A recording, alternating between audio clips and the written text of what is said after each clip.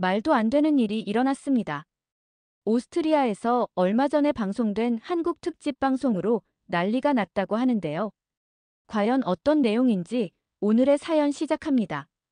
영상 시작 전 구독과 좋아요는 제작에 힘이 됩니다. 안녕하세요. 저는 오스트리아 빈에서 요리방송 진행자로 일하고 있는 안네트입니다.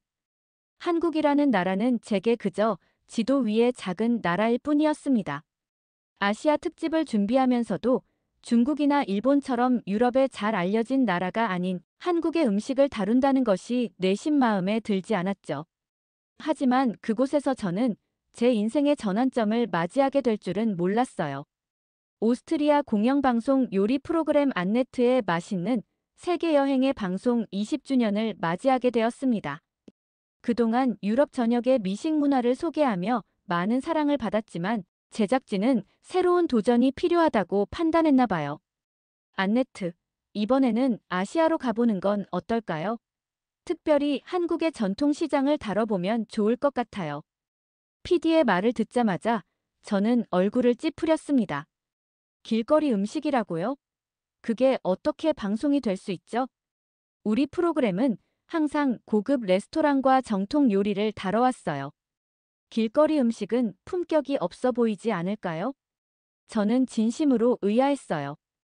20년간 미슐랭 스타 레스토랑과 유럽의 정통 요리만 다뤄온 제가 왜 갑자기 아시아의 길거리 음식을 소개해야 하는지 이해할 수 없었죠. 하지만 PD는 시청자들은 새로운 것을 원해요. 한국은 요즘 문화적으로 주목받고 있고 특히 음식에 대한 관심도 높아지고 있습니다. 라며 설득했어요. 결국 방송국의 강력한 권유와 새로운 도전이라는 명분 앞에 저는 억지로 한국행을 수락했습니다. 비행기를 타기 전날 밤, 저는 한국 음식에 대한 자료를 찾아보았어요. 김치, 비빔밥, 불고기. 모두 생소한 이름이었고 사진으로 봐도 그다지 식욕을 자극하지 않았죠. 과연 이 음식들이 유럽 시청자들에게 어필할 수 있을까? 의문이 들었지만 이제 돌이킬 수는 없었어요. 12시간의 긴 비행 끝에 인천공항에 도착했습니다. 서울로 향하는 차 안에서 창밖을 바라보니 고층 건물들과 네온 사인이 가득한 도시 풍경이 펼쳐졌어요. 생각보다 현대적이네요라고 가이드에게 말하자 그는 웃으며 한국은 전통과 현대가 공존하는 나라입니다. 내일 가실 전통시장에서는 또 다른 모습을 보실 수 있을 거예요 라고 대답했죠. 호텔에 도착해 잠시 휴식을 취한 후 저는 촬영팀과 함께 첫 회의를 가졌어요. 서울에서 가장 유명한 광장시장을 방문할 예정입니다. 그곳에서 다양한 길거리 음식을 맛보고 요리사들과 이야기를 나눌 거예요. 촬영 디렉터의 설명을 들으며 저는 여전히 회의적이었습니다. 길거리 음식이 과연 저희 프로그램의 품격에 맞을까 걱정되었거든요. 다음 날 아침, 우리는 서울의 유명한 광장시장으로 향했습니다. 시장에 들어서자마자 낯선 향신료 냄새와 분주한 사람들의 목소리가 저를 압도했어요. 좁은 골목마다 음식을 파는 노점상들이 즐비했고 사람들은 분주하게 오가며 음식을 사 먹고 있었죠. 이게 방송이 될 수 있을까? 저는 속으로 걱정했습니다. 하지만 카메라가 돌아가기 시작하자 저는 프로페셔널한 모습을 보여야 했어요. 첫 번째로 소개받은 음식은 만두였습니다. 만두를 만드는 할머니는 환한 미소로 저를 맞이했죠. 이건 어머니에게 배운 만두예요.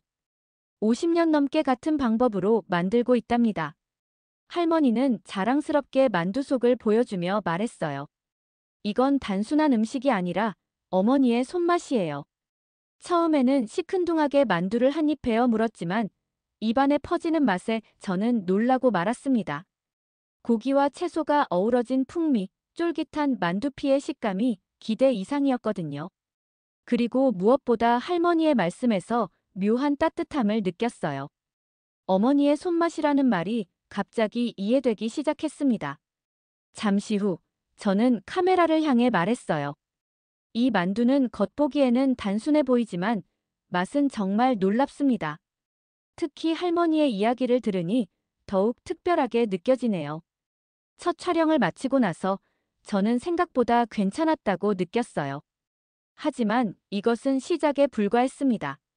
앞으로 더 많은 한국 음식을 만나고 그 과정에서 제 인생의 큰 변화를 경험하게 될 것을 그때는 전혀 예상하지 못했죠. 시장 안으로 더 깊이 들어갈수록 다양한 음식과 사람들의 이야기가 저를 기다리고 있었습니다. 잠시 후 저는 넓은 철판 위에서 노란 반죽을 붙이고 있는 할아버지를 발견했어요. 이게 뭔가요? 궁금해서 물었죠. 빈대떡이라고 합니다. 녹두를 갈아서 만든 우리 전통 음식이에요. 할아버지의 설명을 들으며 저는 빈대떡이 부쳐지는 모습을 유심히 지켜봤습니다. 노릇노릇하게 익은 빈대떡을 한 입 베어 물자 고소한 맛과 함께 아삭한 식감이 입안에 퍼졌어요. 생각보다 맛있네요. 라고 말하자 할아버지는 환하게 웃으며 당연하죠. 이건 50년 경력의 맛입니다. 라고 자랑스럽게 대답했습니다. 다음으로 우리는 꽈배기를 파는 가게 앞에 섰어요. 유럽의 도넛과 비슷하게 생겼지만 꼬여있는 모양이 독특했죠. 우리도 비슷한 음식이 있어요. 하지만 이렇게 꼬인 모양은 처음 봅니다. 제 말의 주인 아주머니는 꽈배기는 모양도 중요하지만 바삭함과 쫄깃함의 조화가 핵심이에요라고 말했습니다. 촬영이 순조롭게 진행되고 있을 때였어요. 갑자기 독일 출신의 프로듀서 카롤리네가 나타났습니다. 그녀는 프로그램의 최종 결정권을 가진 사람이었죠. 안네트, 잠깐 이야기 좀 할까요? 카롤리네의 표정이 심상치 않았어요.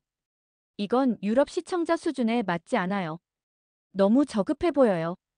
카롤리네는 모니터에 나온 영상을 가리키며 단호하게 말했습니다.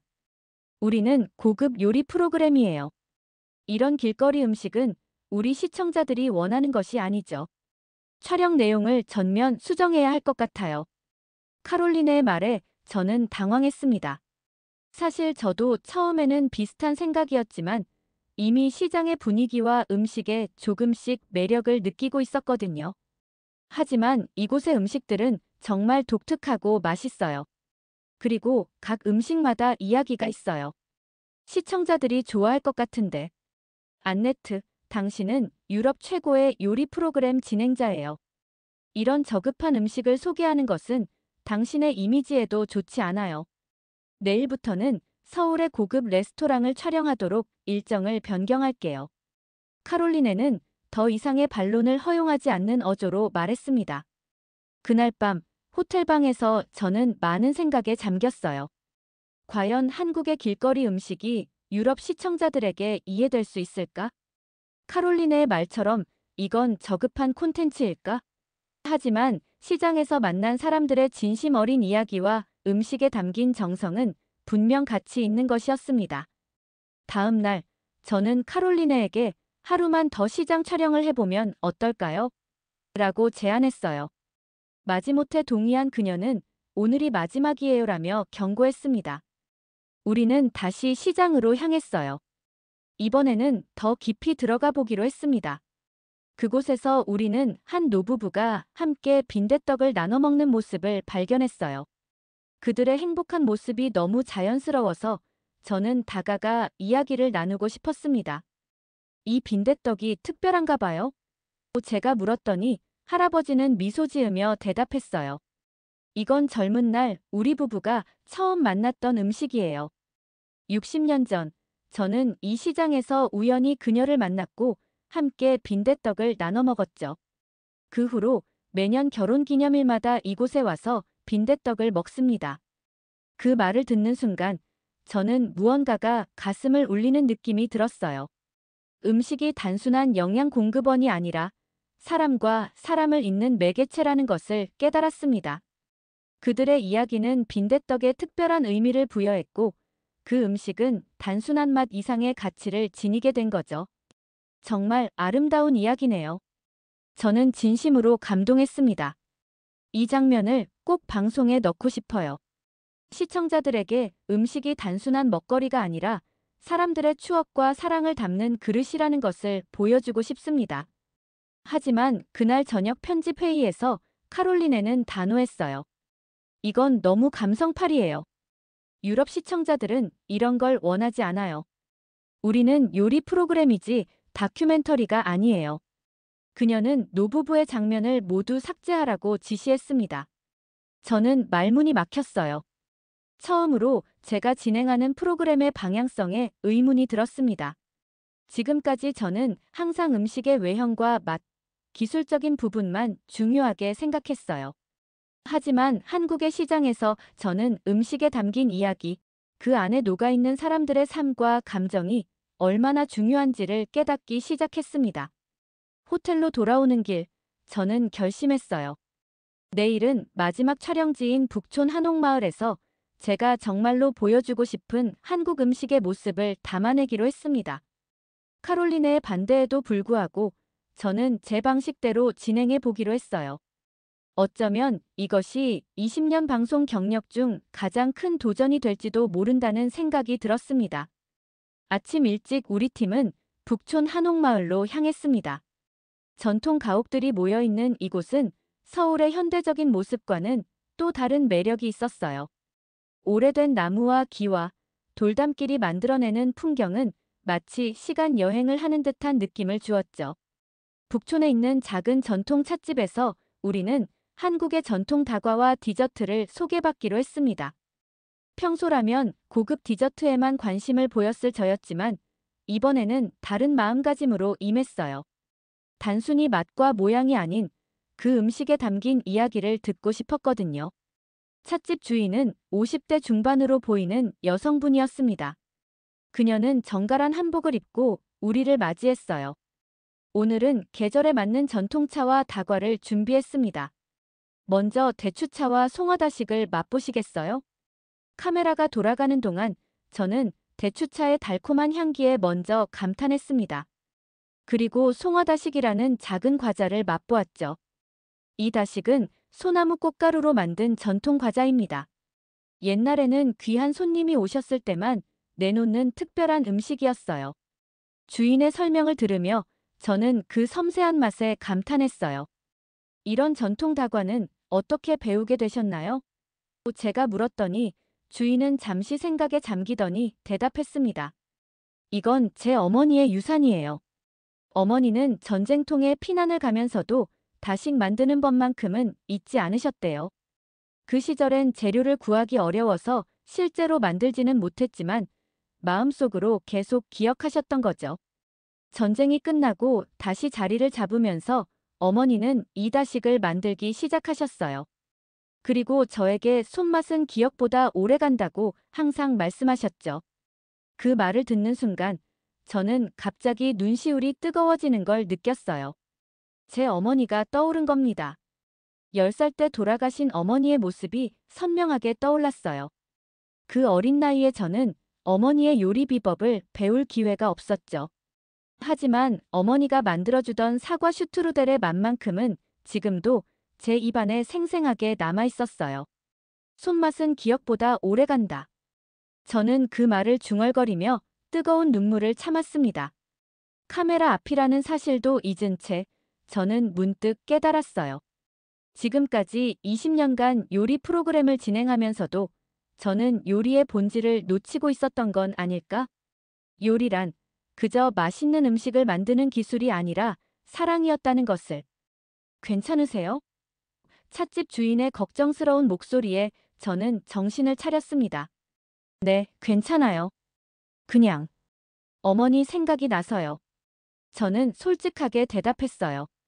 음식은 그런 거예요. 맛보다 더 깊은 것을 전달하죠. 어떤 때는 말로 표현할 수 없는 감정까지도요. 그녀는 따뜻하게 미소 지었습니다. 촬영이 끝나고 카롤리네가 다가왔어요. 그녀의 표정이 달라져 있었습니다. 안네트, 오늘 촬영분은 정말 좋았어요. 당신의 감정이 진심으로 느껴졌어요. 예상치 못한 반응에 저는 놀랐습니다. 정말요? 당신은 이런 감성적인 내용을 좋아하지 않을 거라고 생각했는데요.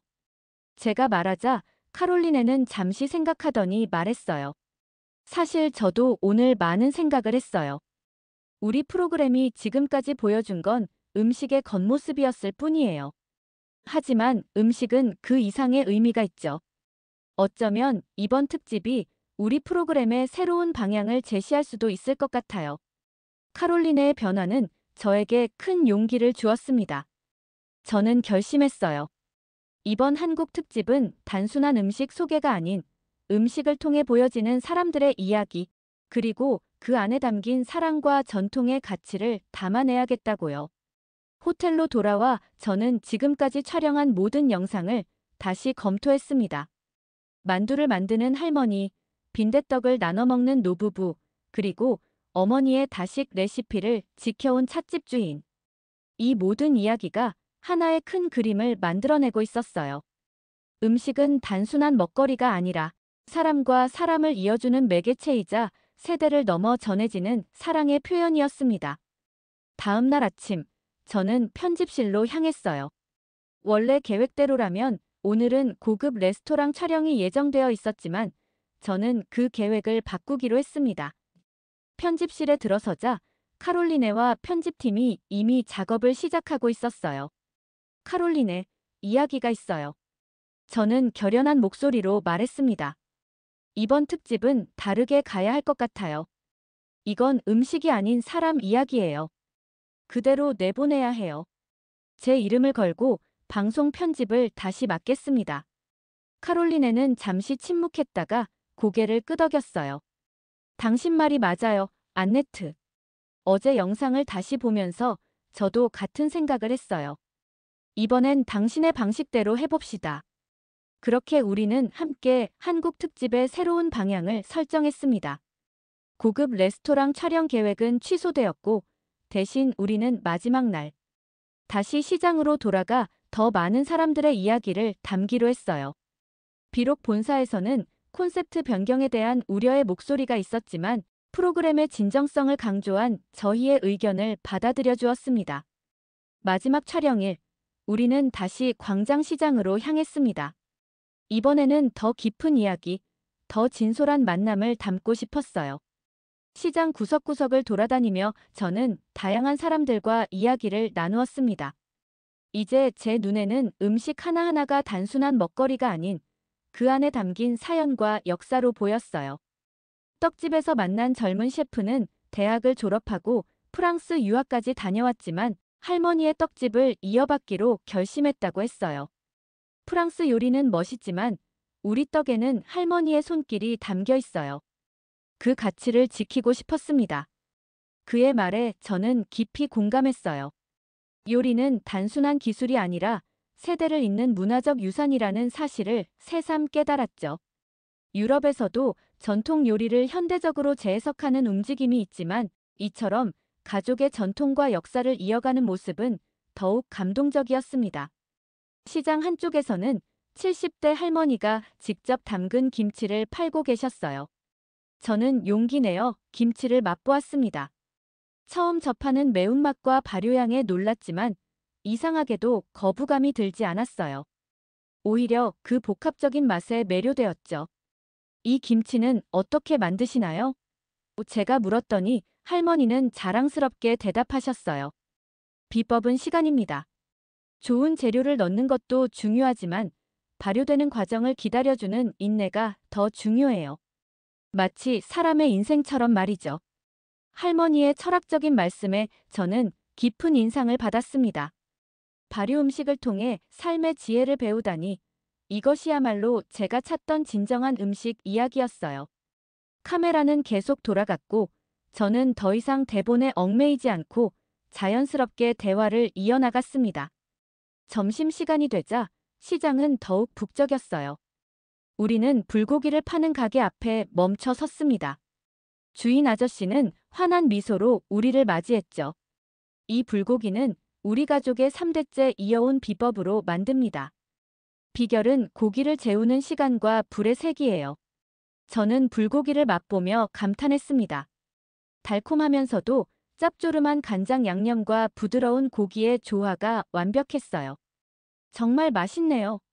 유럽에서는 이런 맛을 경험하기 어려워요. 음식에는 국경이 없죠. 중요한 건 정성입니다. 아저씨의 말씀에 저는 고개를 끄덕였어요. 정말 그랬습니다. 음식의 국적보다 중요한 건 그 안에 담긴 정성과 이야기였죠. 촬영을 마치고 나오는 길에 저는 문득 한 노점상 앞에 멈춰 섰어요. 그곳에서는 작은 도자기들을 팔고 있었습니다. 하나하나 손으로 빚은 듯한 도자기들이 소박하지만 정감 있게 느껴졌어요. 이건 뭐에 사용하는 그릇인가요? 제가 작은 항아리를 가리키며 물었습니다. 이건 장독이라고 해요. 된장이나 고추장 같은 발효 음식을 보관하는 그릇이죠. 비록 작지만 실제로 사용할 수 있어요. 노점상 아주머니가 설명해 주셨어요. 저는 그 작은 장독을 손에 들고 한참을 바라보았습니다. 그리고 마음을 정했어요. 이걸 사고 싶어요. 오스트리아로 가져가서 제 부엌에 두고 싶네요. 카롤리네가 의아한 표정으로 물었습니다. 왜 그런 작은 항아리를 사고 싶은 거예요? 이건 단순한 그릇이 아니에요. 한국 음식 문화의 상징이죠. 오래 기다림으로써 더 깊은 맛을 만들어내는 발효의 철학이 담긴 그릇이에요. 이걸 보면서 한국에서 배운 교훈을 항상 기억하고 싶어요. 저는 진심으로 대답했습니다. 그날 저녁 호텔로 돌아와 저는 이번 여행에서 느낀 모든 감정과 깨달음을 정리했어요. 처음에는 의심과 편견으로 시작했지만 이제는 한국 음식에 담긴 진정한 가치를 이해하게 되었습니다.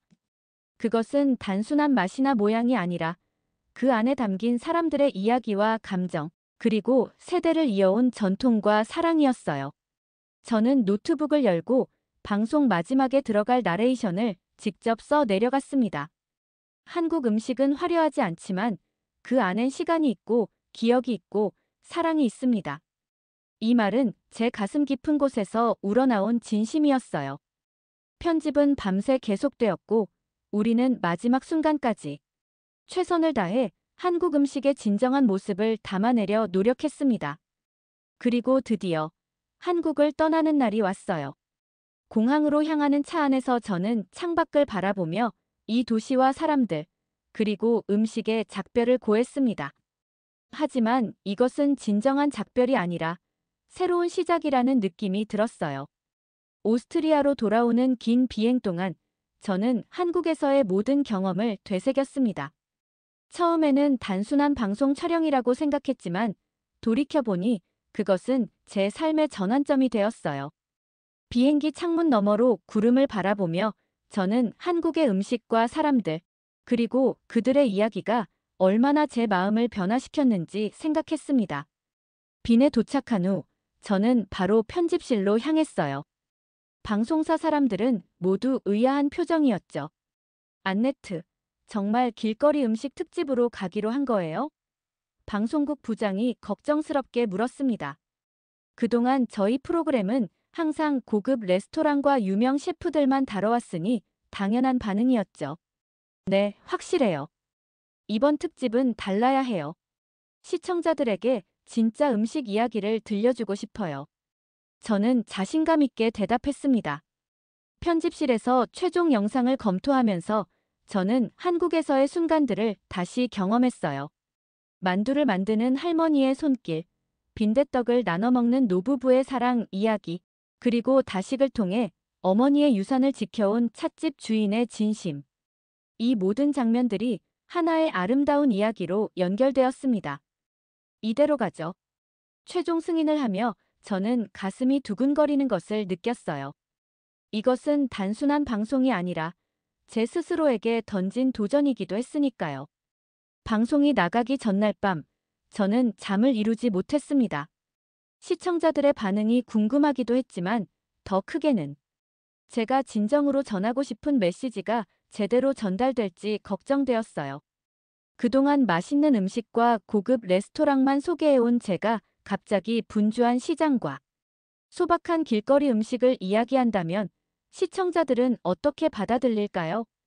드디어 방송 당일, 저는 집에서 텔레비전 앞에 앉았습니다. 오프닝 타이틀이 나오고 제 목소리가 흘러나왔어요. 이번 주 안네트의 맛있는 세계 여행은 특별한 여정으로 여러분을 초대합니다. 한국의 전통 시장으로 함께 떠나볼까요? 화면에는 서울의 활기찬 시장 풍경이 펼쳐졌고 이어서 다양한 음식과 그 음식을 만드는 사람들의 이야기가 소개되었습니다.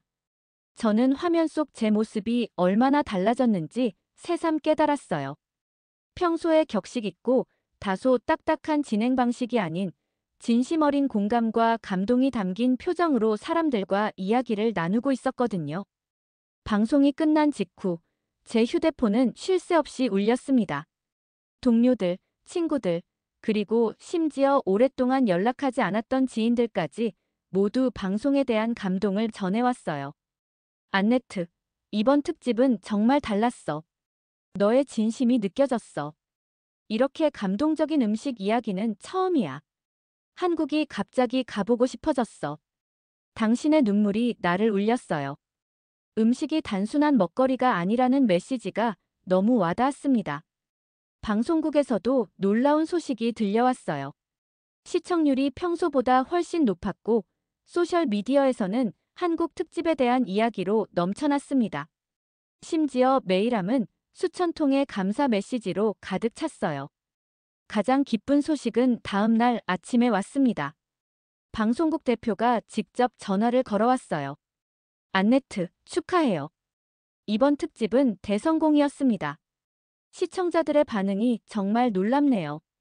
앞으로 더 많은 나라의 진짜 음식 문화를 소개하는 시리즈를 만들면 어떨까요? 저는 기쁨에 가슴이 벅차올랐습니다. 제가 느꼈던 감동이 시청자들에게도 전해졌다는 사실이 정말 행복했어요. 더불어 앞으로 더 많은 나라의 진정한 음식 이야기를 전할 수 있다는 기대에 설렜습니다. 방송이 나간 일주일 후, 저는 방송 말미에 약속했던 대로 특별한 프로젝트를 시작했어요. 한국에서 사온 작은 장독에 직접 만든 된장을 담그기로 한 것이죠. 물론 오스트리아에서 한국의 전통 방식 그대로 재현하기는 어려웠지만 저는 최대한 배운 대로 정성을 다해 준비했습니다. 카메라 앞에서 저는 장독을 보여주며 이야기했어요. 한국 음식은 화려하지 않지만 그 안엔 시간이 있고 기억이 있고 사랑이 있습니다. 이 작은 장독에 담긴 것은 단순한 발효 음식이 아니라 저의 새로운 시작이자 한국에서 배운 소중한 가치입니다. 이 장면은 다음 방송의 마지막을 장식했고 또다시 시청자들의 뜨거운 호응을 얻었어요. 사람들은 제가 변화된 모습에 감동받았다고 했죠. 더 이상 고급 음식만을 고집하는 까다로운 진행자가 아닌 음식에 담긴 진정한 가치를 이해하고 공감하는 사람으로 거듭났다는 것을요. 그렇게 저의 방송은 새로운 국면을 맞이했습니다. 안네트의 맛있는 세계 여행은 단순한 요리 소개 프로그램을 넘어 음식을 통해 만나는 사람들의 이야기와 그 안에 담긴 문화와 역사 그리고 사랑을 전하는 프로그램이 되었어요. 한국 특집 방송이 성공한 지 한 달 후, 저는 놀라운 제안을 받았습니다. 방송국에서 아시아 음식 문화 시리즈 전체를 기획하고 있었고, 저에게 제작 총괄을 맡아달라는 것이었어요. 이것은 엄청난 도전이자 기회였습니다. 지금까지는 단순히 카메라 앞에 서는 진행자였지만, 이제는 콘텐츠 전체 방향을 설정하는 역할을 맡게 된 거죠. 안네트, 당신이 한국에서 보여준 시각은 정말 신선했어요. 시청자들도 그런 진정성에 반응했고요. 이제 그 경험을 바탕으로 더 큰 프로젝트를 맡아보면 어떨까요? 방송국 대표의 제안에 저는 기쁘게 수락했습니다. 첫 번째 회의에서 저는 제 비전을 명확하게 제시했어요. 우리가 보여줄 것은 단순한 음식이 아닙니다. 그 음식을 만드는 사람들의 이야기, 그리고 그 안에 담긴 문화와 역사, 사랑을 전달하고 싶어요. 음식은 그저 맛있는 것을 넘어 사람과 사람을 잇는 매개체라는 것을 보여주고 싶습니다. 모두가 제 아이디어에 호응했고, 우리는 본격적으로 시리즈 기획을 시작했습니다. 첫 번째 나라로 일본을 선택했지만, 저는 한국에서 배운 교훈을 잊지 않았어요. 고급 스시 레스토랑만이 아니라 평범한 일본 가정의 식탁과 시골 마을의 전통 요리까지 포함시키기로 했습니다. 그런데 기획 과정에서 다시 한번 난관에 부딪혔어요. 방송국의 일부 임원들은 여전히 고급스러운 이미지를 고수하고 싶어 했습니다. 안네트, 물론 한국 특집이 좋은 반응을 얻었지만 우리의 주 시청자층은 여전히 고급 음식을 기대하고 있어요. 균형을 맞출 필요가 있어요. 제가 고민하고 있을 때 카롤리네가 제 사무실을 찾아왔어요. 안네트, 지난번 한국 특집을 함께 작업하면서 저도 많이 배웠어요. 당신의 비전을 지지합니다. 이번에도 우리 함께 도전해보는 게 어떨까요? 카롤리네의 지지에 용기를 얻은 저는 더욱 확고한 입장을 취했습니다. 이건 단순한 포맷 변경이 아니에요. 제가 한국에서 깨달은 음식의 본질, 그 진정성을 전하고 싶은 거예요. 고급 레스토랑과 길거리 음식을 구분하는 것 자체가 편견이죠. 결국 마지막 결정은 저에게 맡겨졌고, 저는 제 신념대로 진행하기로 했습니다. 새로운 기획안에는 음식에 담긴 이야기라는 주제 아래 각국의 다양한 계층과 지역의 음식 문화를 골고루 조명하는 내용이 담겼어요. 준비 과정은 쉽지 않았습니다. 지금까지와는 완전히 다른 접근 방식이 필요했거든요. 저는 먼저 아시아 음식 문화 전문가들을 자문단으로 초청했어요. 그들의 조언을 바탕으로 각 나라마다 가장 진정성 있게 음식 문화를 보여줄 수 있는 장소와 인물을 선정했습니다. 어느 날 저녁 자료 조사를 하던 중 저는 한국에서 만났던 시장 상인들이 생각났어요. 그들의 따뜻한 미소와 진심 어린 이야기가 그립게 느껴졌습니다. 문득 한 가지 아이디어가 떠올랐어요. 왜 그들의 이야기를 직접 듣지 않을까? 저는 즉시 한국의 제작팀에 연락해 지난번 만났던 사람들의 근황을 물었습니다. 놀랍게도 그들 중 많은 분들이 저희 방송을 보고 감동받았다고 했어요. 특히 빈대떡을 함께 나눠 먹던 노부부는 제가 그들의 이야기를 세상에 전해준 것에 감사하다는 메시지를 보내왔습니다. 이런 반응에 용기를 얻은 저는 더 대담한 제안을 했어요. 우리 프로그램의 다음 시즌에는 각 나라의 일반 시민들이 직접 자신의 음식 이야기를 들려주는 코너를 만들면 어떨까요? 전문 셰프가 아닌 평범한 사람들의 진짜 음식 이야기 말이에요. 이 아이디어는 제작진 사이에서 뜨거운 논쟁을 불러일으켰습니다. 일부는 너무 실험적이라며 우려했지만 많은 이들이 새로움과 진정성의 매력을 느꼈어요. 결국 우리는 시범적으로 몇 에피소드를 제작해보기로 했습니다. 첫 번째 시민 셰프 에피소드의 주인공은 일본 북부의 한 작은 어촌 마을에 사는 할머니였어요. 그녀는 60년 넘게 같은 방식으로 생선 요리를 만들어 왔고 그 요리법은 쓰나미로 모든 것을 잃었던 마을의 유일한 문화적 유산이었습니다. 촬영은 그녀의 작은 부엌에서 이루어졌어요. 카메라 장비와 조명으로 가득 찬 좁은 공간에서 그녀는 처음에는 긴장했지만 요리를 시작하자 완전히 다른 사람으로 변했습니다. 노련한 손길로 생선을 다루는 모습은 마치 예술가가 캔버스 앞에 선 것 같았어요. 이 요리는 우리 마을의 영혼이에요. 바다가 우리에게서 모든 것을 빼앗아 갔을 때도 이만만은 기억 속에 남아 있었죠. 우리는 이 요리를 통해 다시 일어설 수 있었어요. 그녀의 말에는 깊은 감동이 담겨 있었습니다. 이 에피소드가 방송된 후 시청자들의 반응은 폭발적이었어요. 사람들은 할머니의 진솔한 이야기와 음식에 담긴 깊은 의미에 감동받았다고 했죠. 이것은 우리의 새로운 시리즈가 나아갈 방향을 확실히 보여주는 신호였습니다. 그렇게 안네트의 맛있는 세계 여행은 단순한 음식 소개 프로그램을 넘어 음식을 통해 만나는 사람들의 이야기와 그 안에 담긴 문화, 역사, 사랑을 전하는 프로그램으로 완전히 탈바꿈했어요. 그리고 이 모든 변화의 시작점은 한국에서의 경험이었습니다. 새로운 시리즈가 성공적으로 시작된 이후 저는 종종 한국에서의 경험을 떠올렸습니다. 특히 그곳에서 구입한 작은 장독은 제 집 주방에서 가장 소중한 장식품이 되었어요. 매일 아침 그것을 바라보며 저는 한국에서 얻은 깨달음을 되새겼습니다. 프로그램의 인기가 높아지면서 인터뷰 요청이 쏟아졌어요. 한 유명 잡지와의 인터뷰에서 기자는 물었습니다. 안네트, 20년 커리어 중 가장 큰 전환점은 무엇이었나요? 저는 망설임 없이 대답했어요. 한국의 전통 시장에서 만난 사람들이죠. 그들은 제게 음식의 진정한 의미를 가르쳐 주었어요. 음식은 단순한 먹거리가 아니라 사람과 사람을 잇는 매개체이자 세대를 이어주는 문화적 유산이라는 것을요. 기자는 호기심 어린 눈으로 더 물었습니다. 그렇다면 당신에게 가장 인상적이었던 한국 음식은 무엇인가요? 제 대답은 많은 사람들을 놀라게 했어요.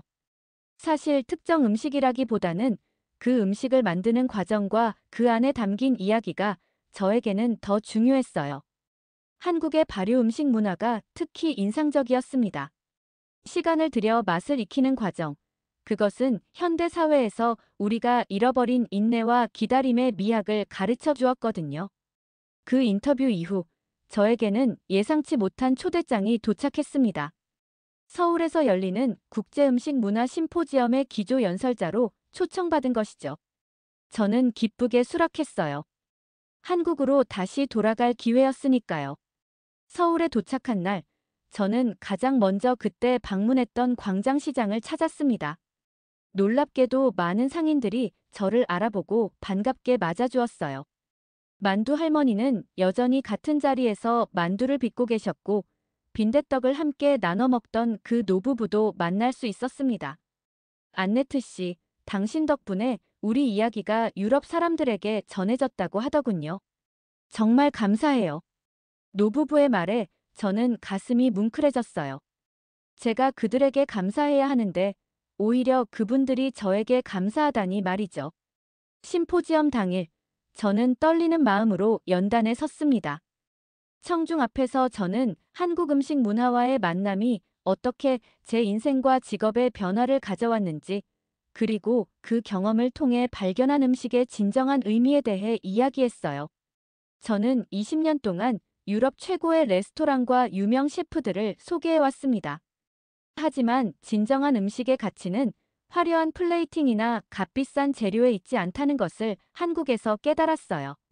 진짜 음식의 힘은 그것을 통해 전해지는 이야기, 세대를 넘어 이어지는 전통, 그리고 사람과 사람을 연결하는 따뜻함에 있습니다. 청중들은 제 이야기에 깊이 공감해 주었고, 강연이 끝난 후에는 많은 질문과 감사의 말을 전해 주었어요.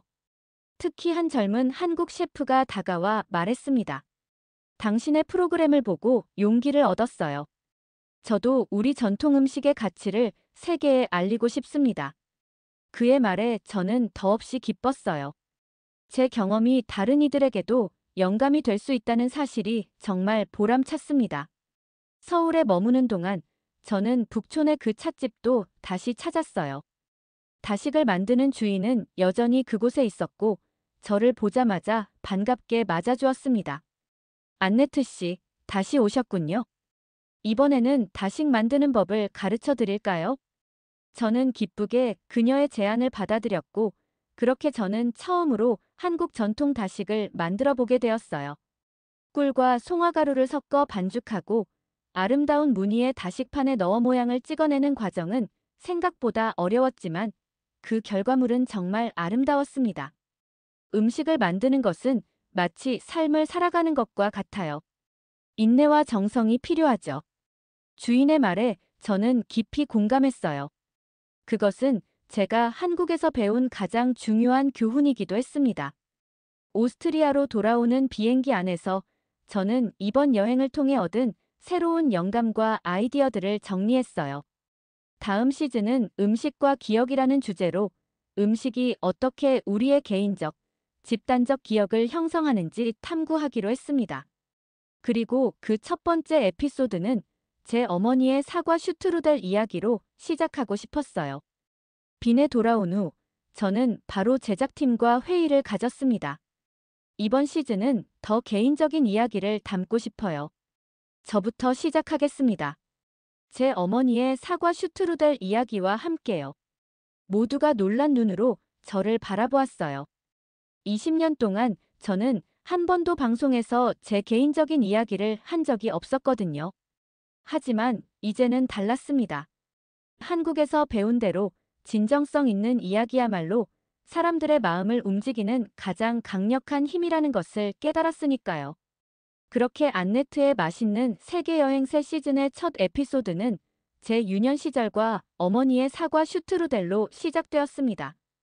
카메라 앞에서 저는 처음으로 10살 때 어머니를 잃은 이야기, 그리고 어머니의 슈트루델 맛을 기억하기 위해 평생 노력해왔던 순간들을 진솔하게 나누었어요.